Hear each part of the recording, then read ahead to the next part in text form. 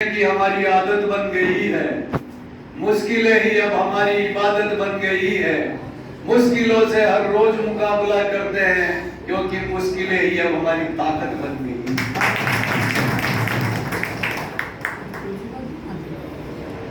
Cement federation के दूसरे सत्र में हमारे मंचा से देवराज सिंह जी साहब, सम्मानित सभी प्रतिनिधिगण, बहुत अच्छे विचार और अपने अनुभव हमारे विभिन्न संगठनों के पदाधिकारियों ने रखे। और ये ट्रेड यूनियन में काम करने वाला वही व्यक्ति आ सकता है जिसको संघर्ष करने का शौक हो। इस फील्ड में साहब ने नहीं कहा, बहुत से लोग पलायन करके राजनीति के फील्ड में जा रहे हैं क्यों? वहां संघर्ष नहीं है, वहां केवल आनंद ही आनंद है। और यहाँ पर तो हर कदम पर खतरा है। जो खतरों से खेलने वाला है वही मजदूरों के फील्ड में काम करता है।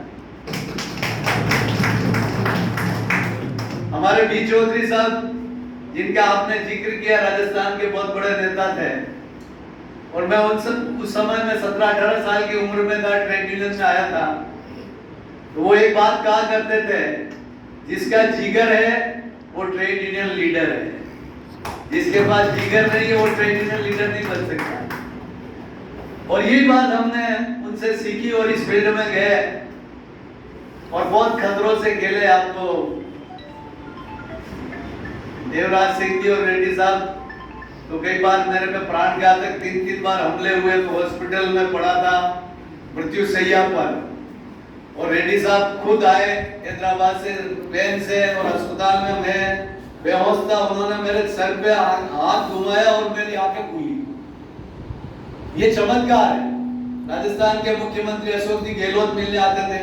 तो ये फील्ड खतरों का खेलने का, इसलिए मैंने कहा ना, सुबह के सर्कल में मुझे प्रस्ताव आया, लेकिन मैंने वो रास्ता जहाँ मुझे राजनीति में मिल रही थी थाली परोस के, वो ठुकरा दी, क्योंकि मुझे इसी में काम करने का शौक है। जिसको ये शौक है वो करेगा, तो मैं कह रहा हूँ दुआएं मिलेगी। और इस दुआओं में इतनी ताकत है कि आप मृत्यु पर भी विजय प्राप्त कर सकते हो। मैं 3-3 बार मौत को पराजित करके जीत के आया हूँ। मैनेजमेंटों को तो कई बार पराजित किया ही है, लेकिन मृत्यु को भी पराजित कर दिया, क्योंकि मजदूर की दुआओं में बहुत बड़ा दम है। वो गरीब मजदूर जब दुआ करता है तो उसकी दुआ में दम है और उसकी बददुआ में भी बहुत दम है। तो इसलिए हम जो काम कर रहे हैं वो बहुत पुण्यार्थ का काम है। कई भाइयों ने अच्छे विचार में सुन रहा था और उनके किस्से सुन रहा था, तो मुझे मेरे 20 साल पहले पूर्व की जवानी के संघर्ष के दिन साझा हो रहे थे कि ऐसे मैं करता था। 18 मुकदमे लगे, 9 बार जेल में गया हूं मैं। तो ये खेल है जिसको मजदूरों के हक के लिए लड़ने का एक जुनून सवार हो जाता है, वो पागलपन सवार हो जाता है। और हम तीनों तो मतलब हम वो कहते हैं गांधी जी के 3 बंदर, जैसे हम एच.एन. त्रिवेदी साहब के 3 बंदर हैं। एच.एन. त्रिवेदी साहब ने हमको सीमेंट के फील्ड में लेके आए और आज हम उनकी वजह से यहाँ आए। और पहली मुलाकात रेड्डी साहब की भी त्रिवेदी साहब ने मेरी करवाई थी। 2000 के लगभग की बात होगी। और वहां से रेड्डी साहब ने मुझे आशीर्वाद देना शुरू किया। तो आज प्रदेश कांग्रेस का महामंत्री भी बना, सिंडिकेट बैंक का डायरेक्टर बना, वर्कर्स एजुकेशन बोर्ड का चेयरमैन बना, ईएसए रीजनल बोर्ड का मंत्री तक बना, कांग्रेस का कई स्टेट में प्रभारी बना। लेकिन जो सुकून मुझे मजदूरों के काम करने में मिलता वो दूसरे में नहीं मिलता। मुझे सुकून यहाँ मिलता इस फील्ड में। और पहला आदमी जो सीमेंट का मजदूर कोई प्रदेश अध्यक्ष बना और कोई मंत्री बना है। मैं भी आपकी तरह डी ग्रेड का अटेंडेंट था सीमेंट फैक्ट्री में। 14 साल की उम्र में तो मैं बाल मजदूरी करने आया था और वहां से 18 साल की उम्र में फैक्ट्री में डी ग्रेड में अटेंडेंट था। वहां से मेरा संघर्ष शुरू हुआ और 18 वहीं से मैंने एजुकेशन पढ़ाई भी उसी में की, ग्रेजुएशन किया, DLLM किया और पढ़ता गया, संघर्ष करता गया, नौकरी से टर्मिनेट हो गया। उस समय में हिंदुस्तान का औद्योगिकरण बजाज समूह की फैक्ट्री थी 7वें नंबर। तो ये क्या, आप सच्चाई के राह पे चल रहे तो आपको कोई घबराने की जरूरत नहीं। जब आप स्वार्थ के रूप से अगर कोई काम लेके जा रहे हो तो आप सफल नहीं होगे। जब निस्वार्थ भाव से लोगों की भलाई के लिए आप काम करने जा रहे हो तो 100% जीत की गारंटी है। ये मैं सामने खड़ा हुआ उदाहरण हूं। हमारे पास कोई बड़े लोगों का हाथ नहीं था, आशीर्वाद नहीं था, केवल मजदूरों का साथ था और मजदूरों के साथ से इस मुकाम पे पहुंचे। इसलिए आज की मीटिंग में जो निचोड़ निकल के आया है, वर्तमान परिस्थिति, भविष्य की रणनीति और संगठन के आर्थिक संसाधन की समस्या, ये 3 मुद्दे मुझे जो वक्ता बोले उसमें 3 चीजें झलक के आई है। तो वर्तमान जो सीमेंट की परिस्थिति में, चाहे अडानी का हो, चाहे अल्ट्राटेक का हो, चाहे अन्य संस्थानों का है, वह सारे जगह आउटसोर्सिंग वर्कर का काम बढ़ता जा रहा है, परमानेंट वर्कर कम होता जा रहा है। आउटसोर्सिंग वर्कर काम कर रहे हैं तो उनको मजदूरी कम मिल रही है, कार्य के घंटे ज्यादा है, सुविधाओं से वंचित है। और ऐसी परिस्थिति में भविष्य की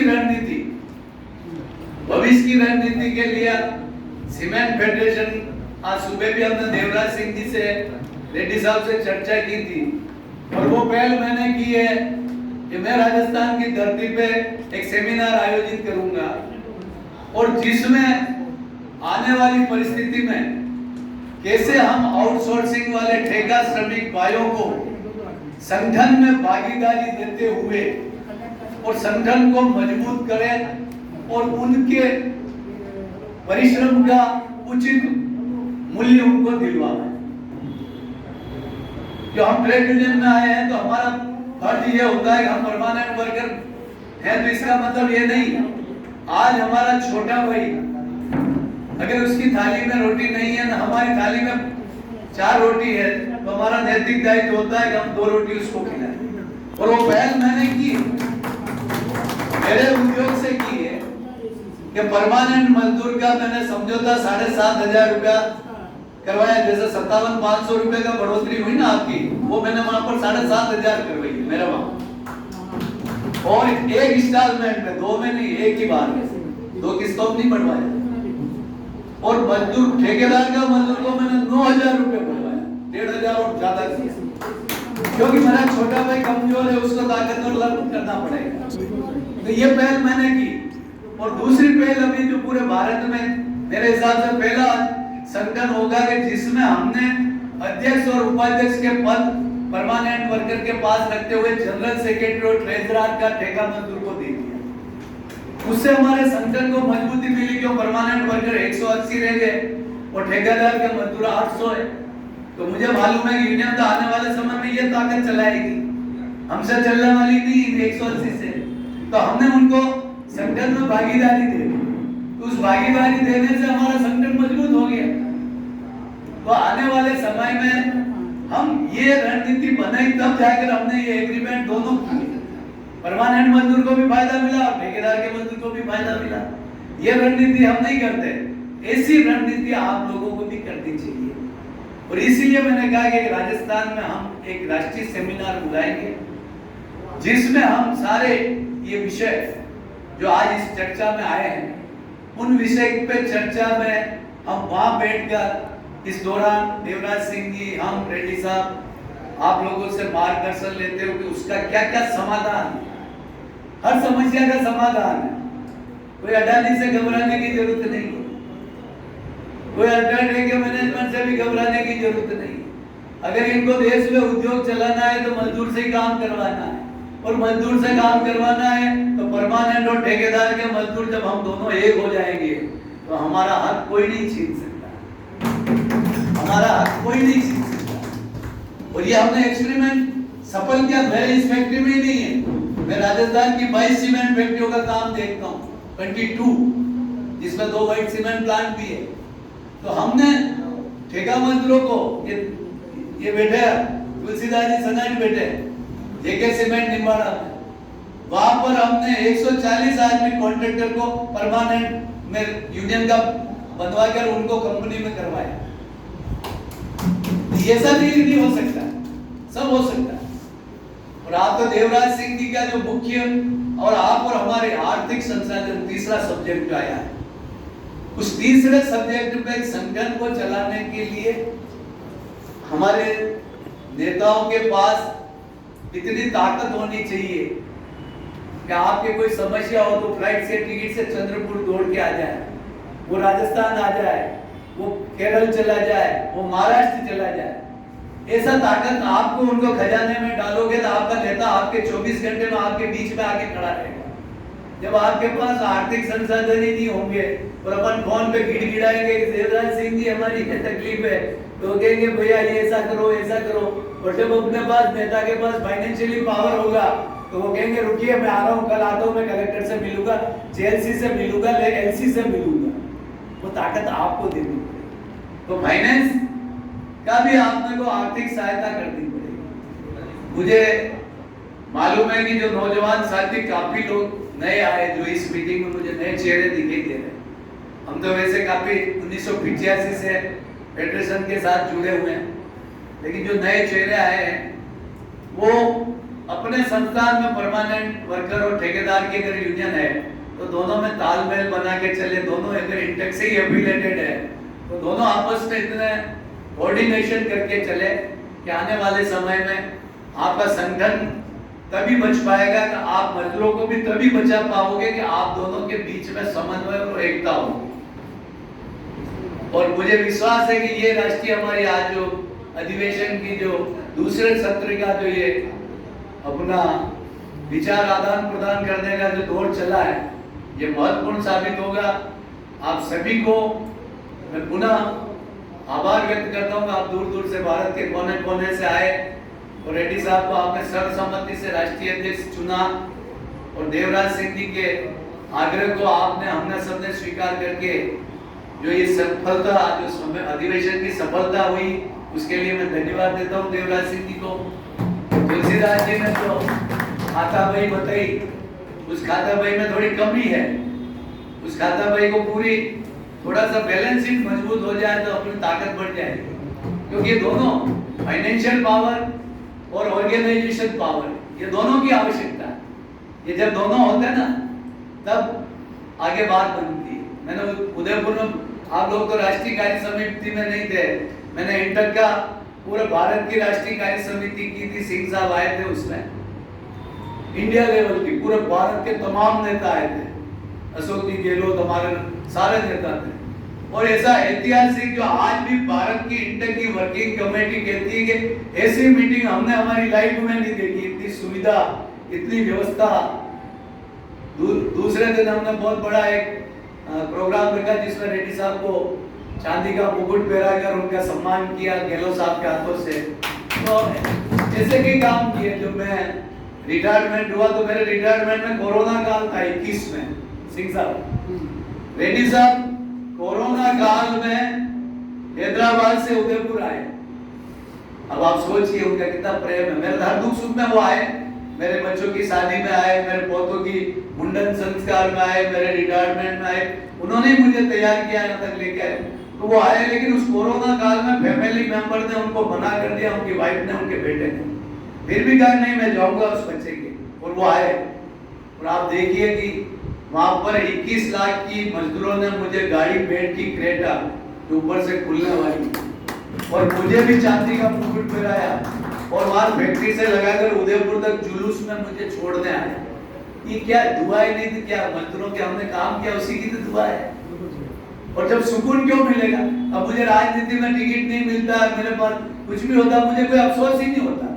मुझे बात सीएम साहब भजनलाल जी ने प्रस्ताव रखा तो वो मुझे पसंद नहीं आया, मुझे इस फील्ड में पसंद आता।